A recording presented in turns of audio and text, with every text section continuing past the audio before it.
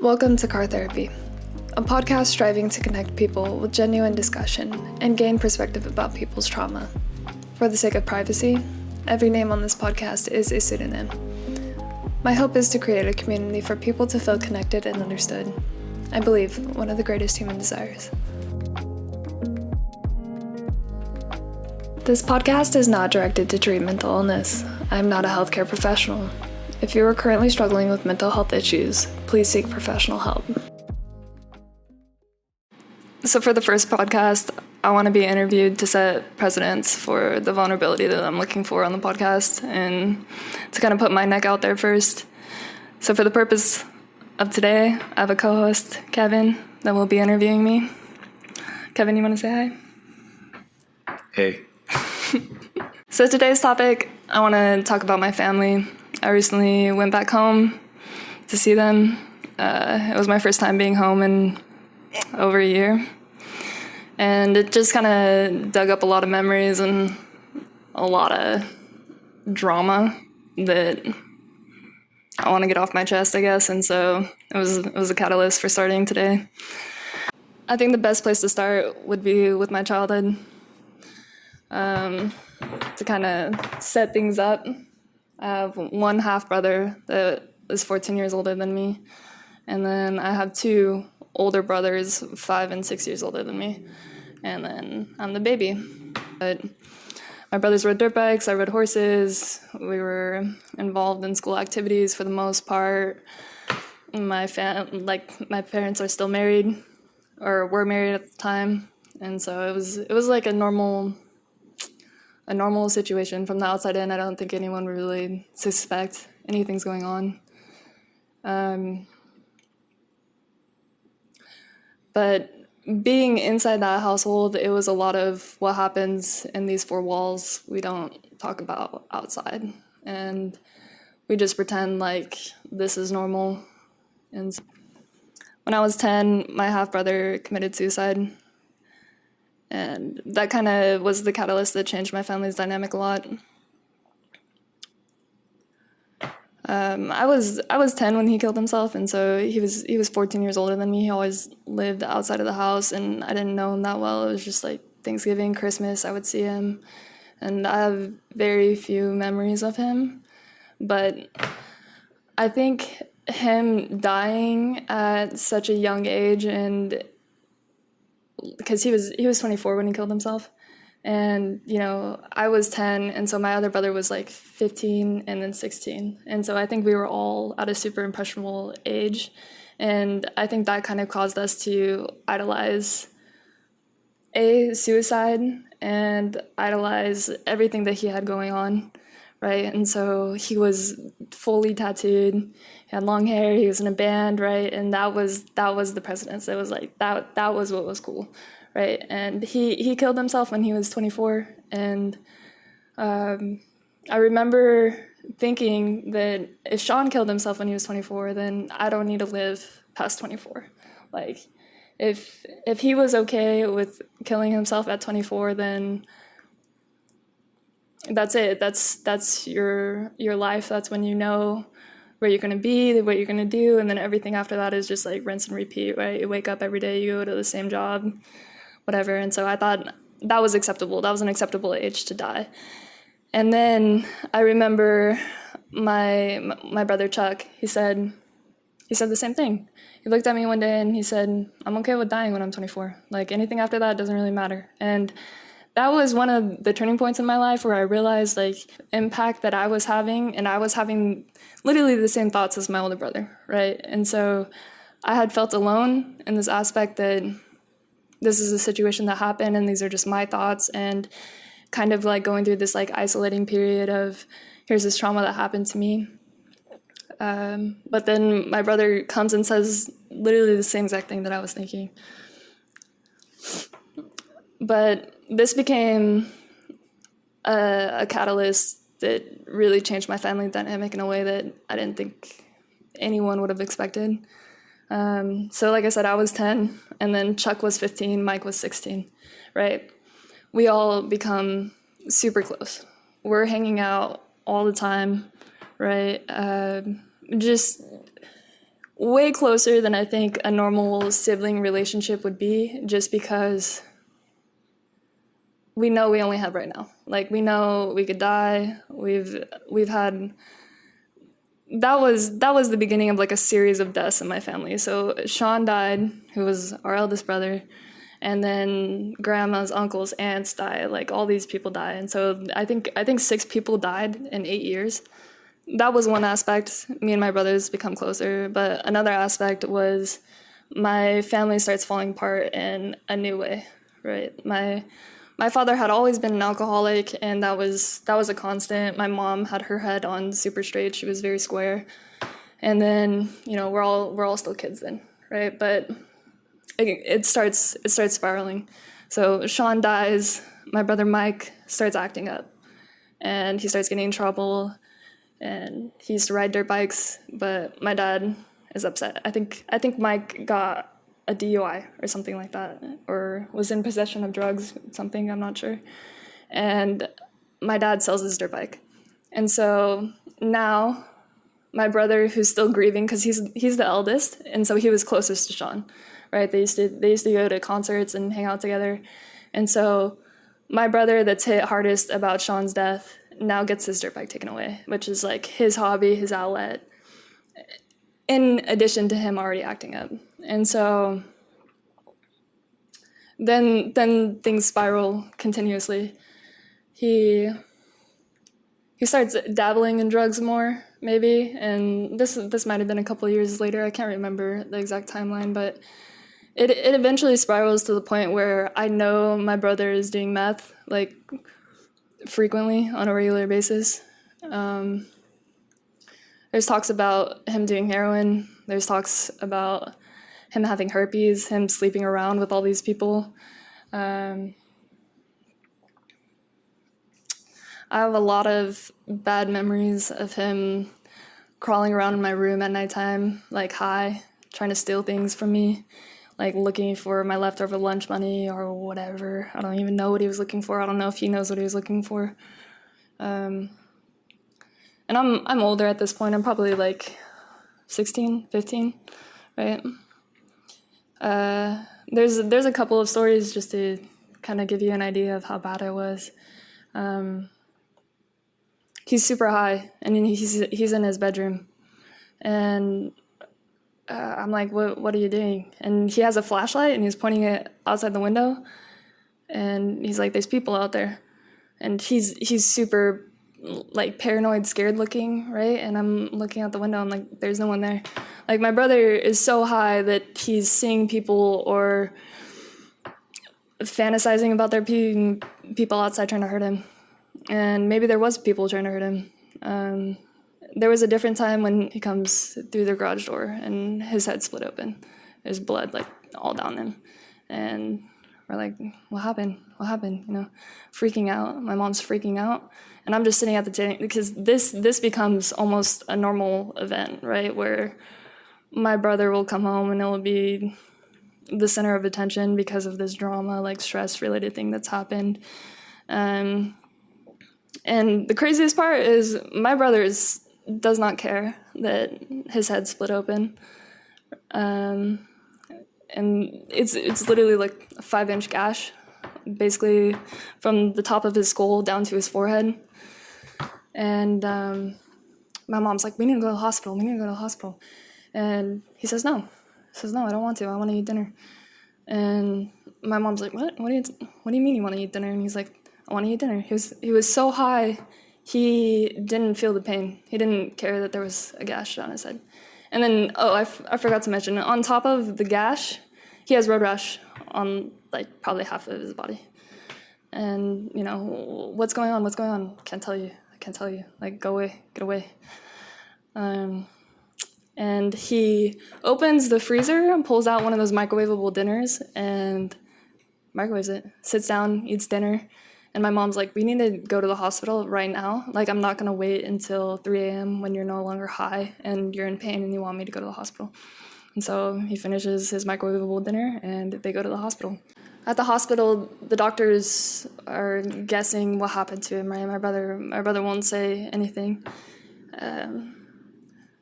they think someone hit him over the head with a hammer, like the part that you pull the nails out with the hammer. I don't know what that's called. And then like tied him to some type of like truck or something like that and dragged him along the road. And we're like asking him what happened, and he says, I can't tell you or else they'll kill you, or they'll come for you too. And so at this point in high school, I am so stressed out. My hair is falling out to the point where I think I'm sick or something. Like I thought I had cancer because I didn't know hair fell out because you were stressed. I didn't even know that I was stressed. I didn't know that I was depressed. I didn't believe in mental health issues, even though my brother had already killed himself, even though I guess I thought that somehow you could be in a normal state of mind and want to die, or that wasn't uncommon, that fantasizing about killing yourself was a thing. And so I used to run my hand through my hair, and maybe like 50 to 20 strands of hair would come out. And I told my mom, I was like, I think I have cancer, because the only thing I related to hair falling out was cancer. And I was like, but I'm not going through chemo. Like, I don't know what's going on. I literally thought I had cancer. So she takes me to the doctor because I convince her that there's something so wrong with me because of how my hair is falling out. She takes me to the doctor, and they don't tell me like, hey, you're stressed out or anything. They don't put anything together. They're just like, you're fine. Your hair just falls out, or whatever. Like, I thought it was so funny that I was so concerned to the point where I made my mom take me to the doctor, though. And then none of these adults put together what was going on. My mom didn't put together that this is what was going on. Like, I don't know if my mom really believed in mental health issues, or because, yeah, I don't know if my mom believed in mental health issues. I remember one time I was 15 and I tell her I'm depressed and I need help. And that was a big thing because we didn't talk about our emotions. We didn't talk about what was going on. And I think a lot of that was because I was hurting so bad that I think if I knew that my family members were also hurting about all the things that were going on, because in addition to my brother using drugs, my dad was also an alcoholic, right? They were getting in fistfights all the time. My mom and my dad were fighting over money. Like, there was a lot of bad family dynamic. And so to know that they were also struggling, I think would have put us over the edge. And so it was just better not to talk about it and pretend like it wasn't happening. And so I tell my mom I'm depressed. This is a big thing for me. I remember being so worried and so concerned about what she's going to say back. And she just says, okay, that's fine. We'll get you help. And my mom works at a skilled nursing facility. She was like an accountant for them. And so she goes into work and she talks to one of the doctors there. And she's like, yeah, my daughter's saying she's depressed. And I was like 15. The doctor says, oh, it's just her hormones. She'll get over it. She'll be fine. Don't worry about it. And so my mom comes back and tells me that. I can't even begin to express how much of a slap in the face I was, just trying to be open and vulnerable with my mom, and then she doesn't believe me. So my brother's using heavy drugs at this point, right? I know he's using meth on a regular basis, potentially using heroin, but never confirmed. Like, the meth was confirmed. There was, points where I had found his pipe in his car or whatever. And so I knew that for sure, but I was unsure about the heroin usage, but that was also later confirmed. But my brother starts going in and out of jail for petty stuff. He's breaking into cars at Walmarts. He's getting caught up for possession, just hanging out with the wrong people that rat him out. And he goes to jail. But because the jails are so full, he's getting fed kicked. And so he goes in for 2 weeks, gets fed kicked. Goes in for 3 weeks, gets fed kicked. Goes in for a couple months, gets fed kicked. And so basically just slap on the wrist, no real repercussions. But he's in and out of jail. Nothing's good. So then he gets in more trouble. He steals a car and takes the car back to my mom's house. But the people he stole from knows him who stole. And so he shows up to the house. My brother attempts to run them over or something like that. Somehow this spirals into my brother getting charged with attempted manslaughter. And I think he was also in possession at this time, and he just got fined with a bunch of things. And so he gets a 5-year sentence to prison. And he's basically gone out of everyone's life. I'm like the only one that's writing him letters. I think my mom might have been writing him letters, but no one from my family is like really talking to him. And then some other stuff kind of happens. And I live in a really small town. There's like 7,000 people there. And so everyone knows everyone. And so my neighbor texts me, Jess, why is there an ambulance at your house? But I don't know why there's an ambulance at my house. And so then I call my mom. Mom, what's going on? She doesn't answer. And I know my mom and my dad aren't good at this point. And so I'm like, oh my God, my mom killed my dad. And I call my brother because my mom's not answering the phone. And my brother's like, I don't know what's going on. My mom's best friend called him crying and saying that he needed to come home from work. And so at this point, I know someone died. I know someone died. And so I went from studying for my physics test or whatever in the library to sitting on this bench in pitch dark in the middle of San Jose, just waiting to find out who, basically. I'm just alone out front of this theater waiting to find out who died. I'm pretty sure it's my dad, though. And calling my mom, waiting for my brother to call me, anyone. And finally, like hours later, my mom calls. And she says, your dad died. And I scream. And then I start asking, like, why? Why'd he die? How'd he die? You know? And she says, I don't know. I'm like, what do you mean you don't know? How do you not know? But then she tells me she found him. And so I know he died in the house. I know we have guns in the house. I know my dad wasn't at a good place. And so now I'm 20 years old, and my dad also killed himself. And it becomes this thing where here's this reoccurring situation where maybe mental health problems do run in my family. I'm not sure, right? Because my half-brother that died, that was on my mom's side. But then my dad also killed himself, and so am I at like the highest risk for suicide? I don't know. But Mike's in prison at this time, and we send in a request for him to get released to go to my father's funeral, and he doesn't get released. The judge denies and says, basically, if I release him, I know he won't come back. And so I'm sitting at my father's funeral, feeling all these emotions about losing my dad, sitting around all my dad's friends and my childhood family and friends, and just feeling this extreme amount of hatred for my brother, the fact that he's such a fuck up when one of the biggest family events, traumas, he's not there to pay respect to my father, our father, because he's in prison, he's doing drugs, he's stealing from people. I think one of the hardest parts was to, before my brother got sent to prison, and literally the last time I saw my father too, I'm sitting at the kitchen table, my dad's in the kitchen, and he's visibly upset. Mike was out of jail at this point. It was before he went to prison. And my dad's like, we need to get him help. We need to send him to rehab. We need to do something about this, like visibly upset. And this is something that never happens, right? My dad never shows emotion like that. He would never even really acknowledge Mike's like drug addiction or want to send him to rehab. He would usually just fight with him and kick him out. And so this is like what is going on right now? My dad's like visibly upset, like in pain, right? And it's making me uncomfortable. But the way my family handles uncomfortable situations is we make jokes. And so I turn to my dad and I make this smart-ass comment about how I'm probably his favorite child by default. And he looks me dead in the eyes and says, you're not my favorite child. You never will be. Mike's my favorite child, and he's my firstborn son. I'll always love him. And I just was beside myself. Like, how do you love this person that has caused so much pain to our family, that has done nothing but stress us out, that has literally just brought destruction, basically? It's just like the embodiment of chaos.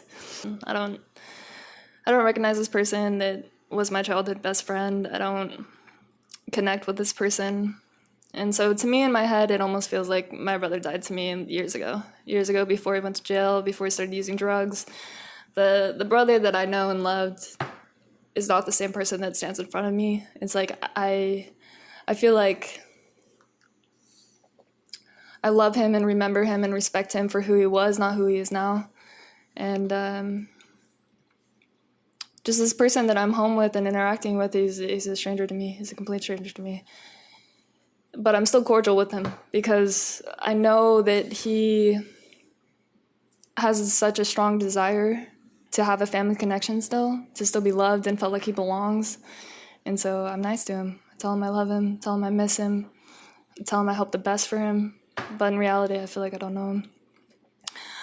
But he gets out of prison and he gets his girlfriend. And this girlfriend he says he's in love with, he's known her since they were little kids.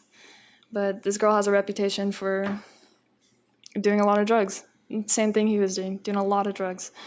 And you could tell she's a damaged person. She has her own traumas. She has scars all over her body from self-harm. And so I know that she has her own story that's so intimate, and I can't hate her for anything that she's done or hold any animosity towards her for anything that she's done to my family, because it's just like I respect the trauma that she's been through to put her in these situations. But she gets pregnant, and she's saying it's my brother's kid, even though she's cheating on him. We're not sure if it's Mike's baby, but she's saying it's Mike's baby. And so, okay, Mike's having a baby, no big deal, right? Besides the fact that he's not the most stable person and doesn't really have a job to support a child, but no worries that he's having a baby. But then the baby comes out, and the baby's having withdrawals, can't breathe, having breathing issues, and so goes to the NICU. And then they drug test it, and the baby's having withdrawals. My brother's girlfriend was on heroin when she was pregnant, and so CPS gets involved, and basically my brother's girlfriend loses custody immediately, no chance of getting custody back for the child. My brother has a potential to get custody back, but he needs to go and get drug tested. He waits a week to get the drug test, and because he waited, so he tests clean, but because he waited, they said if you were dirty, you would be testing clean by now, and so we can't trust you, so now you have to jump through all these hoops to get full custody of your child back. And so he starts the process to get custody back, but at this point, after the baby's released from the NICU, it would go to foster care. My family's freaking out, my brother's freaking out, my brother's crying. It's like my baby can't go to foster care. And meanwhile, I'm upset. Like you have to know your girlfriend was on drugs, right? Like you're an avid drug user. You know the habits. You've been staying at her place. Why did you allow this to happen? Like, my family is not around her like that to know if she's using drugs or not. They're not even familiar enough with her normal personality to tell if she's high or not, right? And so my mom was seeing her. My mom thought that she was sober, but my brother is staying at her place, and he's used drugs. We've all gone through this. Like, he could have told me that, yeah, she's using, and I would have been like, okay, let's get her into rehab. Let's do something about this, you know? But he just he allowed this to happen. And so this is a situation where he could have chose something else. He could have chose otherwise, but he allowed this to happen. And so I'm frustrated, but I'm like, look, we're going to get custody of this baby back. Don't worry, me and mom are here to help you. So we want custody back. But my brother lives with my mom, and so my mom can't just get custody of the baby because Mike's on the property. So a situation has to happen where my mom moves back into my childhood house because she's currently living at a different place, a different location. And so she wants to move out, and so she could get the baby back. Mike lives somewhere else. My mom would then theoretically have custody of this kid. But because my brother has to move out first and he's not the most stable in all these different kinds of situations, it basically becomes foster care or me. And I'm like, I'll take your baby. Like, just give me the baby now, right? And this becomes the gravity of the situation. I'm 25. I just bought my house, and I'm potentially going to get a child. And so I guess the situation that I kind of skipped over is when my mom picked me up from the airport that day. I load my stuff in the trunk of the car. I get in the car. Me and her are having small talk, just normal conversation. And she's like, "Oh yeah, if you want custody of this child, you have to go to court tomorrow to basically argue that you want custody of this kid." But because of COVID and some other restrictions, there was only a certain amount of people to go, so I never went to court to argue for this baby. But my mom basically vouched in court that I would take this child. But this is the whole situation. It's me or foster care, or if my mom could find a different living situation, it's my mom that's going to get this kid. But my mom is also older, and so when she dies, if Mike doesn't get custody of this child back, I'm going to have custody of this child. And so that whole plan is in motion now. My mom now has custody of the kid, and I went home, and I met her for the first time, because the last time I went home, it was COVID. She was in the NICU. They don't allow anyone to go in besides the parents. And so I had to wait a whole year to meet my niece. And not to mention, my niece, her innocence got stripped away the moment she was born, right? Pre her being born, right? She's going through withdrawals, right? I can't even imagine what that feels like to have to be weaned off heroin at inception, right? Like, this baby's innocence got stripped away before she was even born. She didn't have an option. She had no choice. And that's such a tragic situation to me, to see that unfold and know that I had nothing that I could do in that situation, I guess, to help her. But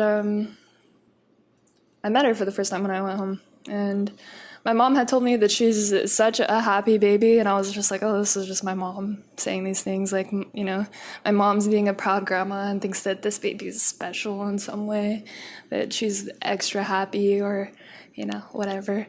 But I met her, and she actually is happy. She smiles all the time. She laughs all the time, hardly ever cries, right? She's, like, such a good kid.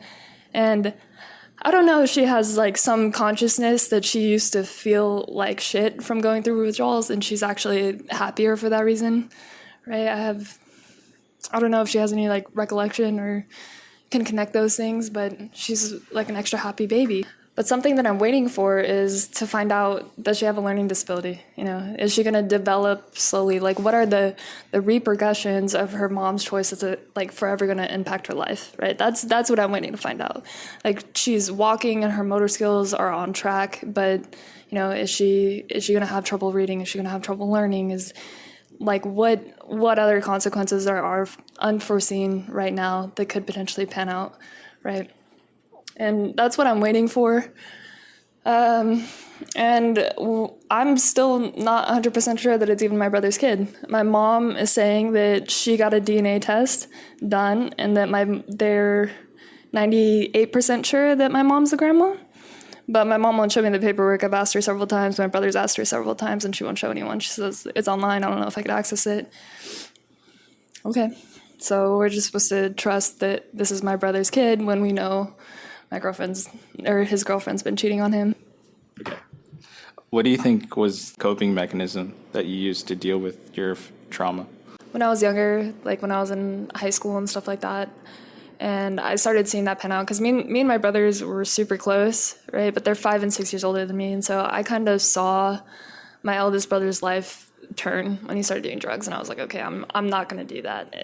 I just got the what not to do handbook handed to me, and so I was like, okay, head down, study. I'm going to be straight. I'm going to go to college. I'm not doing this. I'm not going to follow in my brother's footsteps.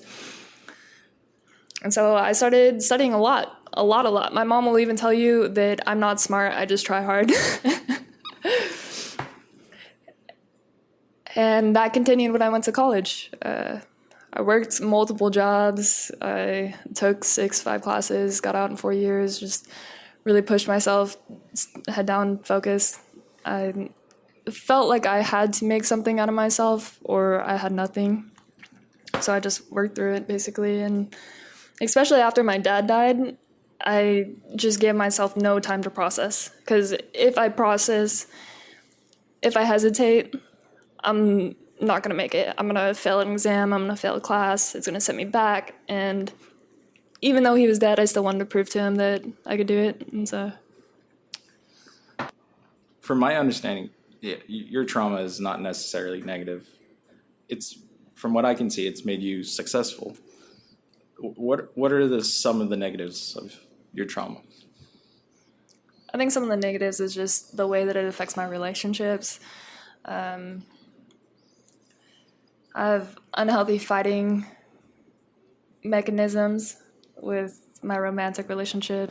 I think I've had lots of experiences where I feel alone, disconnected. Obviously, I struggle with depression. I think I've spoke about that. And so I think a lot of that is caused from my family and just the way that I have intimate relationships, like even people that are in my close friend circle and stuff like that. I had a lot of trust issues. I had a lot of boundaries. I had a lot of, I can't let this person in because they'll then see all this pain and all like this crazy situation. Or when I try to bring boyfriends home, right? How are they supposed to accept and respond to my family when they are what they are? And it's a hard situation for me where I would just want to pretend like it's not going on. But as far as the success thing,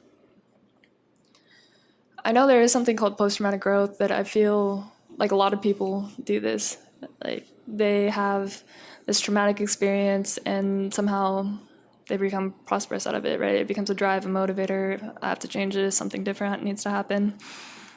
And so I feel like that's almost a common underlying factor, is that everyone's got something going on. So is there a means at which you can narrow down like the source of your trauma, like to a singular event, or is it more a culmination of everything?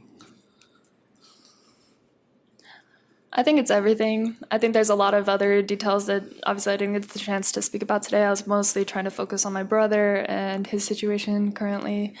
But there's a lot with my dad. There's a lot with my mom. There's a lot with my relationship with my other sibling and how like all of our relationships have been impacted just from other situations going on. And so I think it's more of a whole thing than just one singular event. Do you blame Mike for your trauma? That's a good question. I think partly, yeah. I think I do hold him accountable for a lot of it. Like there was a period in my life where I would say I hated him and where I only thought of him as a point of stress, and he kind of became this figure that was negative. It was like he was like a real life villain to me, but I don't think I hate him anymore. I don't hold anything against him, actually. I just, now, if anything, I feel sorry for him, right? Because I realized that he was just someone that got sucked into something so much more, and it could happen to anyone and all that stuff. Like, I hold no blame to him. I think one of your coping mechanisms was gaining distance away from your family. Do you feel partially responsible for what's unfolded? Like, because the fact you weren't there. I think I forgave myself for that in a way. Like when my dad died, I regretted not being there more. I regretted being so far. I was driving home every weekend, trying to see my family, trying to be there with them, but then also trying to graduate from school. Like I remember my dad died, and then the next week I had 4 midterms, and so literally drove home on like a Monday, drove back up on a Saturday, studied all weekend, and then Monday started my exams. But I regret not being there. And when I first moved away, I felt released, or like the sense of relief, and I felt bad about that. Like I was the one that got out, and I left my brothers there to take care of my mom, to take care of my dad, who's still, well, not so much take care of my dad, but have to deal with my family still, versus I just got to escape. And my brother Chuck texted me one time, and I don't know what we were talking about before. I don't even remember if we were texting before, but he texted me and he said something along the lines of, "Don't worry if you don't come back. We won't hold it against you." Like, and in that moment, it was like I realized that my brother was acknowledging how bad our family was.